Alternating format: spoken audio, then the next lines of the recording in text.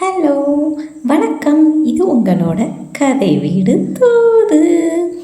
நம்ம சேனலை இன்னமும் சப்ஸ்கிரைப் பண்ணாமல் இருக்கவங்க உடனடியாக சப்ஸ்கிரைப் பண்ணுங்கள். இந்த வீடியோ உங்களுக்கு பிடிச்சிருந்துச்சுன்னா லைக் பண்ணுங்கள், உங்கள் ஃப்ரெண்ட்ஸுக்கு ஷேர் பண்ணுங்கள். இன்றைக்கி நம்ம எல்லா பெற்றோர்களும் தங்கள் குழந்தைகளை பற்றி முக்கியமாக சொல்கிற ஒரு குறையை பற்றி தாங்க பார்க்க போகிறோம். அது என்ன? என் பிள்ளை நல்லாவே சாப்பிட மாட்டான், டைமுக்கு சாப்பிட மாட்டான், விரும்பி சாப்பிட மாட்டான், ஜங்க் ஃபுட்டாக தாங்க சாப்பிட்றான், ஒழுங்கான ஃபுட்டே சாப்பிட மாட்டான். இந்த மாதிரி சாப்பாடு விஷயத்தில் குழந்தைங்களை குறை சொல்லாத பெற்றோர்கள் ரொம்பவே கம்மி தாங்க. அப்படி குழந்தைங்க இருக்கிறதுக்கு காரணம் என்ன? இதில் ஏதாவது மாற்றம் நம்ம கொண்டு வர முடியுமா? அதை தாங்க இன்றைக்கி நம்ம வீடியோவில் பார்க்க போகிறோம். அதுக்கு முன்னாடி ஒரு சின்ன ரோல் ப்ளே மாதிரி ஒன்று பண்ணி பார்ப்போங்க. ஒரு நாள் காலையில் உங்களுக்கு நிறைய வேலை இருக்குங்க. ஆனால் அன்னைக்குன்னு பார்த்து நீங்கள் லேட்டாக எழுந்திக்கிறீங்கன்னு வச்சுப்போம். அன்றைக்கி காலையில் எதையுமே செஞ்சு சாப்பிட்றதுக்கு உங்களுக்கு டைமே இல்லை. அதனால் என்ன செய்கிறீங்க, நீங்கள் அப்படியே சாப்பிடாமல் கிளம்பி போய்ட்றீங்கங்க. அன்றைக்கி ஃபுல்லாக அலைஞ்சு திரிஞ்சு அந்த வேலையை ஃபுல்லாக முடிச்சிடுறீங்க. இப்போ ஏதாவது சாப்பிடணும்னு தோணுது, வயிறு வேறு அப்போ இருந்து உங்களை கூப்பிட்டுக்கிட்டே இருக்குது, எனக்கு ஏதாவது போட்டே ஆகணும் நீன்னு சொல்லுது. இப்போ நீங்கள் என்ன செய்வீங்க? ஒரு ஹோட்டலுக்கு போகலான்னு டிசைட் பண்ணுறீங்க. அப்படியே நடந்து போய்கிட்டே இருக்கீங்கங்க. பார்த்தா வழியில் ஒரு ஹோட்டல் வருது. உங்களுக்கு பிடிச்ச ஃபுட்டு, எனக்கு பிடிச்ச ஃபுட்டு பிரியாணிங்க, அதனால் உங்களுக்கும் அதான் பிடிக்கும்னு வச்சுப்போம். அதோட வாசனை கம்மன்னு வருது. இன்றைக்கி இதை சாப்பிட்டே தீரணுண்டான்னு முடிவு பண்ணிவிட்டு உள்ளே போகிறீங்க. ஹோட்டல் செம்ம நீட்டாக இருக்குது, சாப்பாடு வருது, செம்மையாக இருக்குது, பார்க்கவே அட்ராக்டிவாக இருக்குது, சாப்பிட ஆரம்பிக்கிறீங்க. ஆனால் அதுக்கு முன்னாடியே அந்த சர்வர் உங்ககிட்ட சொல்கிறாரு என்ன அப்படின்னா, இங்கே நாங்கள் ஃபுட்டை வேஸ்ட் ஆக்கவே மாட்டோங்க, ஃபுட்டை ஃபுல்லாக சாப்பிட்டுட்டு தான் நீங்கள் எந்திரிச்சு போகணும்னு சொல்கிறாரு. நீங்களும் நம்ம இருக்கிற பசிக்கு இன்றைக்கி இதை ஒரு பிடிச்சிட்டு தாண்டா விட போகிறோன்னு சொல்லிட்டு சாப்பாடு சாப்பிட்றீங்க. சாப்பாடும் செம்ம எம்மியாக இருக்குங்க. ஆனால் சாப்பிட்டுக்கிட்டே இருக்கீங்க, வயிறு ஃபுல்லாக நிறைஞ்சிருச்சு. ஆனால் பார்த்தா அவங்க வச்ச பிரியாணியில் பாதி சட்டி தான் நீங்கள் காலி பண்ணியிருக்கீங்க, மிச்ச சட்டி அப்படியே இருக்குது. உடனே என்ன நினைப்பீங்க, இவங்க வேறு நம்ம வேஸ்ட் ஆக்காமல் சாப்பிடணும்னு சொல்லியிருக்காங்க, சரி சாப்பிடுவோன்னு சொல்லிட்டு திரும்ப 2 கரண்டி எடுத்து வச்சு சாப்பிட்றீங்க. தொண்டை வரைக்கும் சாப்பாடு வந்துருச்சு. இதுக்கு மேலே ஒரு வாய் உள்ளே போனால் கூட வாந்தி தான் வரும்னு டிசைட் பண்ணுறீங்க. அப்போ திரும்ப அந்த சர்வர் வர்றார். இல்லை சார், நீங்கள் சாப்பிட்டு முடிக்கிற வரைக்கும் நாங்கள் உங்களை எந்திக்க விட மாட்டோம், நீங்கள் கண்டிப்பாக உட்காந்து சாப்பிட்டுட்டு தான் போகணும்னு சொல்கிறீங்க. அன்னைக்கு முக்கி அந்த பிரியாணியை சாப்பிட்டுட்டு வரீங்கங்க. இந்த மாதிரி ஒரு சுச்சுவேஷன் உங்கள் லைஃப்பில் நடந்தால் உங்களுக்கு எப்படி இருக்கும்? அதுக்கடுத்து அந்த கடைக்கு போவீங்களா? உங்களோட ஃபேவரட் ஃபுட் அதுக்கப்புறமும் பிரியாணியாக தான் இருக்குமா? இதெல்லாம் நீங்கள் யோசித்து பார்க்கணுங்க. நிறைய பெற்றோர்கள் இன்றைய காலகட்டத்தில் பிள்ளைய இந்த மாதிரி ஒரு நிலைமைக்கு தாங்க நம்ம ஆளாக்கிக்கிட்டு இருக்கோம். முதல்ல பேரண்ட்ஸ் ஒரு விஷயத்தை நம்ம தெளிவாக புரிஞ்சுக்கணுங்க. மகாத்மா காந்தி சொல்லியிருக்காரு, சேஞ்சுன்றது நமக்குள்ளே இருந்து தான் ஆரம்பிக்கணும், வெளியிலேருந்து ஆரம்பிக்காதுன்னு சொல்லிட்டு. ஸோ நம்மளோட ஆட்டிடியூடை நம்ம ஏன் இந்த இடத்துல கொஞ்சம் சேஞ்ச் பண்ணிக்கக்கூடாது? சாப்பிட்றது அப்படின்றது ஒவ்வொரு மிருகத்துக்குமே இருக்கிற ஒரு சர்வைவல் இன்ஸ்டிங்க்ட். ஆடு, மாடு, கோழி, பன்னி எல்லாமே சாப்பிடுதுங்க. தன்னோட உயிர் வாழ்க்கைக்கு தேவையான சாப்பாடை கண்டிப்பாக ஒரு உயிரினம் எடுத்தே தீரும். இதுதான் இயற்கை விதி. இதையே நம்ம நிறையா பேர் புரிஞ்சுக்க மாட்டோம். காரணம், நம்ம வச்சுருக்கிற பிள்ளைங்க மேலே வச்சுருக்கிற அதீத பாசம்தாங்க. அப்போ என் பிள்ளை சாப்பிடாமல் இருக்கிறதுக்கு நான் தான் காரணம்னு சொல்கிறீங்களா?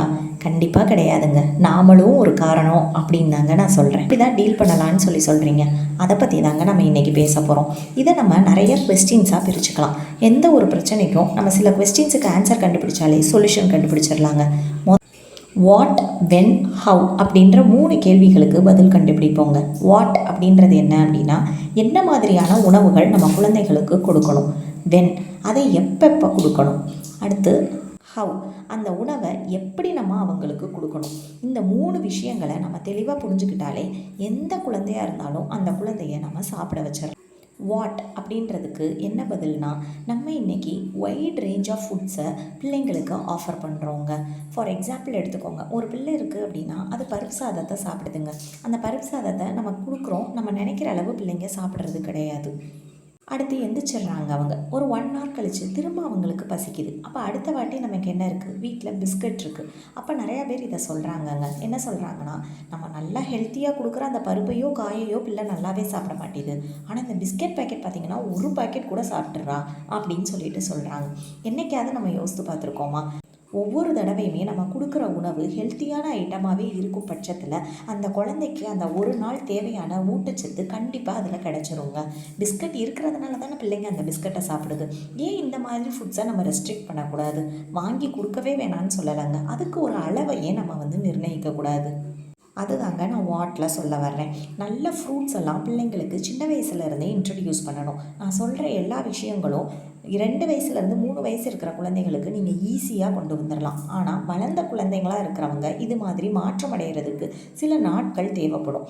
அதுக்கான நாட்களை பொறுமையாக நம்ம தாங்க அவங்களுக்கு கொடுக்கணும். ஒவ்வொரு குழந்தையும் சாப்பிட்றப்பயே அந்த ஃபுட்டை நம்ம அவங்களுக்கு கொடுக்குறப்ப அது எதனால் அது நல்லது அப்படின்றத சொல்லி நம்ம கொடுக்கலாம். பருப்பு சாதத்தில் நிறைய ப்ரோட்டீன் இருக்குது. ப்ரோட்டீன்றது பாடி பில்டர்.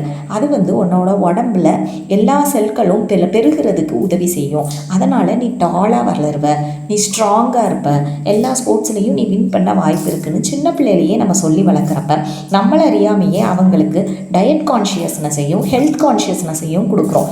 இந்த மாதிரி கேட்டு கேட்டு வளர்கிற பிள்ளைங்க கண்டிப்பாக ஜங்க் ஃபுட் சாப்பிடும். ஆனால் அதை ஒரு சரியான லிமிட்டுக்குள்ளே மெயின்டைன் பண்ணி வளர்கிறதுக்கான வாய்ப்புகள் ஜாஸ்தி இருக்குது. இப்போ வளர்ந்த குழந்தைகளாக இருந்தால் கூட அவங்களுக்கும் நம்ம படித்ததையே சொல்லலாம். நீ படிச்சிருக்கியே, இதில் ப்ரோட்டீன் இருக்குது, நீ படிச்சிருக்கியே, உனக்கு இது நல்லது தானேன்னு சொல்கிறப்ப குழந்தைகள் கண்டிப்பாக மாற வாய்ப்பு இருக்குங்க. இன்னொரு முக்கியமான மேனேஜ்மெண்ட் டாப்பிக்கை நான் இங்கே சொல்கிறேங்க. மேனேஜ்மெண்ட்டில் ஒரு நல்ல லீடருக்கு இருக்க வேண்டிய கண்டிப்பான குணம் மாடல் யுவர் செல்ஃப் அப்படின்னு சொல்லுவாங்க. கண்டிப்பாக ஒவ்வொரு பெற்றோரும் இதை ஃபாலோ பண்ணணுங்க. குழந்தைகளுக்கு நீங்களே பின்பற்ற முடியாத ஒரு விஷயத்தை அறிவுரையாக சொல்கிறதுனால அவங்க மாறுறதுக்கான வாய்ப்பு கண்டிப்பாக கிடையாதுங்க. பிள்ளைங்களுக்கு நீங்கள் உங்கள் குழந்தைகள் எப்படி இருக்கணும்னு நினைக்கிறீங்களோ அந்த மாதிரி நீங்கள் இருந்து காமிக்கணும். இது என்ன ரொம்ப கஷ்டமான விஷயமா நீங்கள் சொல்கிறீங்க அப்படின்னு என்கிட்ட சொல்லாதீங்க. ஏன்னா இது உங்கள் உடல் நலத்துக்குமே ரொம்ப ரொம்ப நல்லது. நீங்கள் சாப்பிட்ற உணவுகளை உங்கள் குழந்தைகள் கண்டினியூவஸாக வாட்ச் பண்ணிக்கிட்டே இருப்பாங்கங்க. நீங்கள் எவ்வளோ தூரம் அவங்களுக்கு சொல்கிறீங்களோ அதே மாதிரி நீங்கள் அதில் இருக்கீங்களான்றத அவங்க கவனிச்சுக்கிட்டே இருப்பாங்க. நீங்கள் அப்படி இல்லாத பட்சத்தில் பிள்ளைங்களுக்கு நீங்கள் சொல்கிற விஷயங்கள் மேலே உண்மையான நம்பிக்கை வர்றதே கிடையாதுங்க. அதனால் ஒவ்வொரு பேரண்ட்டுமே நீங்கள் மாறணும். ஃபஸ்ட்டு உங்களோட ஃபுட் ஹேபிட்ஸை ஹெல்த்தியாக கொண்டு வந்தால் என்டையர் ஃபேமிலியுமே ஹெல்த்தியாக இருக்கிறதுக்கான வாய்ப்பு இருக்குங்க. அடுத்து பென். இது இன்றைக்கி நம்ம பல பெற்றோர்கள் பின்பற்றவே இல்லாத ஒரு வேலைங்க. சரியான நேரங்களில் நம்ம பிள்ளைங்களுக்கு சாப்பாடுகள் கொடுப்பது கிடையாதுங்க. எப்பயுமே நம்ம பாடிக்கு ஒரு கிளாக் இருக்குது. நம்மளை அறியாமல் அந்த கிளாக்கை அந்த பாடி ஃபாலோ பண்ணிக்கிட்டே இருக்குங்க. அப்போ நம்ம ஒரு வாரத்தில் 6 நாளில் ஒரு நாள் நம்ம ரெஸ்ட் எடுத்துக்கலாங்க. 7 நாளில் ஒரு நாள் நம்ம ரெஸ்ட் எடுத்துக்கலாம். அந்த 6 நாட்களாவது கரெக்டாக அந்த டைமுக்கு அந்த ஃபுட்டை நம்ம திரும்ப ஆஃபர் பண்ணிக்கிட்டே இருக்கணுங்க. ஃபார் எக்ஸாம்பிள் மார்னிங்காக 8 மணிக்கு கண்டிப்பாக நம்ம சாப்பிட்றணும். 8 to 9க்குள்ளே உணவை முடிச்சிடணும் அப்படின்னு சொல்லிட்டு நீங்கள் ஒரு உறுதி எடுத்துக்கோங்க. அந்த டைமில் ரெகுலராக பிள்ளைங்களுக்கு காலை உணவை அந்த டைம் கொடுங்க. உங்கள் பிள்ளைங்க முதல்ல சில சமயம் சாப்பிடாம இருந்தால் கூட அடுத்து நீங்கள் ரெகுலராக அந்த டைம் கொடுக்குறப்ப பிள்ளைங்க அந்த டைமுக்கு கண்டிப்பாக சாப்பிட ஆரம்பிப்பாங்கங்க. அதே மாதிரி இரவு படுப்பதற்கு 1 மணி நேரத்துக்கு முன்னாகவே குழந்தைகளுக்கு உணவு கொடுக்குறத நம்ம நிப்பாட்டிடணும். அந்த பழக்கத்தை நீங்கள் கொடுக்குறப்ப அவங்களோட டைஜஸ்டிவ் சிஸ்டம்லாம் ரொம்ப ஹெல்த்தியாக மாறுறதுக்கு நம்ம உறுதுணையாக இருக்கிற மாதிரி தாங்க. அதனால் எந்தெந்த டைமுக்கு என்னென்ன ஃபுட்டு கொடுக்கணுன்றதை கிளாஸிஃபை பண்ணி வைங்க. இன்னொரு விஷயம் என்ன அப்படின்னா, ஜங்க் ஃபுட்ஸ் பிள்ளைங்களுக்கு கொடுக்கலாம், தப்பில்லை. ஐஸ்கிரீம், சிப்ஸ் எல்லாமே அலோவ் பண்ணுங்கள். ஆனால் அதுக்கு ஒரு காரணம் இருக்கிற மாதிரி பார்த்துக்கோங்க. அதாவது அன்றாட வாழ்க்கையில் டெய்லி நம்ம பிள்ளைங்களுக்கு அதை கொடுக்காம, உன் பர்த்டேவா அதனால் இன்றைக்கி உனக்கு ட்ரீட், நீ கேக் சாப்பிடலாம், ஐஸ்கிரீம் சாப்பிடலாம் அப்படின்னு என்றைக்காவது ஒரு நாள் அந்த உணவை கொடுக்குற மாதிரி வச்சுக்கோங்க. அப்போ பிள்ளைங்களுக்கு பிறந்த நாள் ரொம்ப ஆசையான ஒரு நாளாகவும் மாறும். கொண்டாட போகிற திருவிழாக்கள் மேலே ஒரு பற்றும் வரும். அதே சமயம் அதெல்லாம் ரேராக கிடைக்கக்கூடிய ஃபுட்ஸு, அதை நம்ம அப்போ மட்டும் சாப்பிடுவோம் அப்படின்ற ஒரு திருப்தியும் அவங்களுக்கு வரும். அந்த உணவு மேலே இருக்கிற ஆசையும் அவங்களுக்கு விடுபடாது. ஆனால் அந்த உணவுக்கு அவங்க ஒரு அடிமையாக மாறாமல் நம்ம காப்பாற்றலாம் பிள்ளைங்களை. நீங்கள் சொல்கிறதெல்லாம் நல்லா தாங்க இருக்குது. ஆனால் எப்படிங்க என் பிள்ளைங்களை சாப்பிட வைக்கிறது அப்படின்னு நீங்கள் கேட்குறது எனக்கு நல்லாவே புரியுதுங்க. முடிஞ்ச அளவு குடும்பமாக சேர்ந்து சாப்பிட்றத ஃபாலோ பண்ணுங்கங்க. நீங்கள் ஒரு பருப்பு, அடுத்து ரசம், அடுத்து தயிர்னு சொல்லிட்டு நம்மளோட தமிழ் பாரம்பரிய உணவு முறையை பின்பற்றி நீங்கள் சாப்பிட்றத பிள்ளைங்க பார்க்க இப்படி சாப்பிட்றது சரியான ஒரு உணவு முறை அப்படின்றது அவங்க மனசில் ஆட்டோமேட்டிக்காக ரெக்கார்ட் ஆகிக்கிட்டே இருக்கும். அதே மாதிரி சாப்பாடு வைக்கிறப்ப நீங்கள் வந்து ஒரு 3 வயதுக்கு உட்பட்ட குழந்தைகள்னால் அவங்கக்கிட்ட கேட்டுட்டு வைங்க. இவ்வளோ நான் வைக்கட்டுமா பாப்பா, இவ்வளோ நான் வைக்கட்டுமா தம்பி அப்படின்னு ஒரு வார்த்தை அவங்கக்கிட்ட கேளுங்க. அவங்க குறைச்சி வைக்க சொல்கிறாங்கன்னா அவங்கள மதித்து அந்த சமயத்தில் குறைச்சி உணவை வைங்க. அதுக்கு மேற்பட்ட குழந்தைங்க கையில் கரண்டியை கொடுங்கங்க. அவங்க சாப்பாடு அவங்களுக்கு தேவையான அளவு எடுத்து வச்சுக்கட்டும். எப்பயுமே சாப்பாடு எவ்வளோ சாப்பிட்றோம் அப்படின்றதுல நமக்கு சத்து இல்லைங்க. நம்ம ஸ்டொமக் வந்து ஒரு பெரிய பேகு, அதுக்குள்ளே நம்ம எவ்வளோ போடுறோமோ அந்த பேக் அதுக்கேற்ற மாதிரி விரிஞ்சு கொடுக்கும் அப்படின்றதெல்லாம் மூட நம்பிக்கைங்க.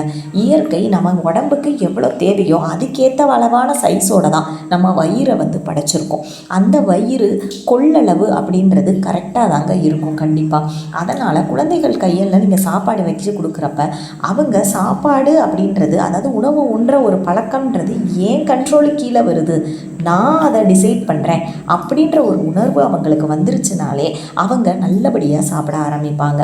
அப்போ காயெல்லாம் என் பிள்ளை வேணான்னு சொல்லுது, அப்போ அதை நான் என்ன செய்கிறது அப்படின்னு சொல்கிறப்ப காய் கண்டிப்பாக தேவைதாங்க. ஆனால் கொஞ்சம் கொஞ்சமாக ஆரம்பிங்க. இத்தனை நாள் இல்லாத பழக்கத்தை நீங்கள் ஊட்டி ஊட்டி திணிச்சிங்க அப்படின்னா என்றைக்குமே அவங்க உங்களை வெறுக்க முடியாது. அந்த வெறுப்பெல்லாம் அவங்களுக்கு சாப்பாடு மேலே தாங்க போய் சேரும். அப்போ அந்த உணவு அவங்களுக்கு பிடித்தம் இல்லாத ஒரு உணவாக போகிறதுக்கான வாய்ப்புகள் அதிகமாகுது.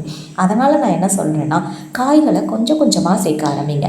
பாப்பா நீ சோறு இவ்வளோ தானே சாப்பிட்ருக்க, இந்த கொஞ்சோண்டு வச்சு சாப்பிட்டு பாருடா அப்படின்னு சொல்லிட்டு அவங்களுக்கு கொடுங்க. அவங்க அந்த இதை சாப்பிடுவாங்க. நீங்கள் குழந்தைகளை மதிக்க ஆரம்பிக்கிறப்ப குழந்தைகள் உங்களோட பேச்சையுமே திரும்ப மதிக்க ஆரம்பிப்பாங்க. இந்த மாதிரி கொஞ்சம் கொஞ்சமாக காய்களை சேர்த்துக்கிட்டே வாங்க.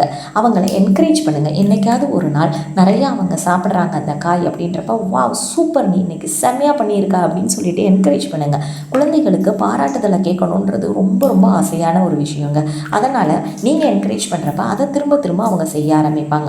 அதே மாதிரி அவங்க சிறப்பாக ஒரு செயல் செய்கிறப்ப அதை உணவோடு லிங்க் பண்ணி சொல்லுங்கள்.